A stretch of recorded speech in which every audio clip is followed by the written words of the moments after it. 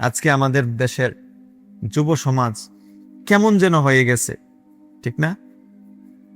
মুরব্বীদেরকে সম্মান করতে চায় না, বাবা মাকে সম্মান করে না, আমল আখলাক নাই, আদব নাই, কোনো কিছুই তাদের মাঝে নাই। এরা মনে করছে যে কেমন পৃথিবীটা মনে হয় এমনই। আসলে তো এত সহজ না। আমাদেরকে তো একটা জায়গায়, একটা গন্তব্যে যেতে হবে, কথা কোন ঠিক কিনা?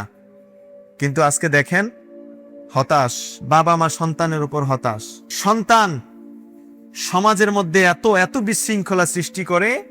বাবা মা বছরের পর বছর পরিশ্রম করে তার একটা সম্মানটাকে একটা পর্যায়ে নিয়ে গিয়েছিল, কিন্তু সন্তান এক মুহূর্তে মাটির সাথে মিশিয়ে দিচ্ছে, কথা কোন ঠিক কিনা?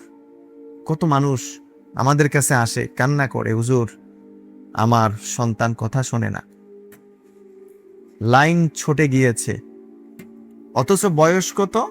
8 বছর, 10 বছর, 15 বছর, 12 বছর। এমন না যে সে বিবাহ শাদী করে সন্তানদেরকে নিয়ে আলাদা হয়ে তার মতো জীবন যাপন করছে, সেটা অন্য একটা টপিক, ঠিক কি না?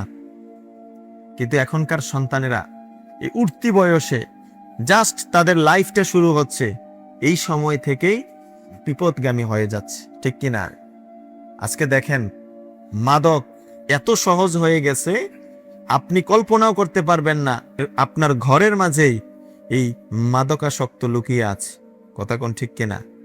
বন্ধুরা আমার, আমরা যদি এখন থেকে সচেতন না হই, এমন একটা জাতি উঠে আসতেছে, সেই জাতি পৃথিবীর মধ্যে এত বেশি বিশৃঙ্খলা সৃষ্টি করবে, যেটা আপনার আমার কারোই সামর্থ্য নাই, সাধ্য নাই যে এখান থেকে আমরা বের হয়ে আসব।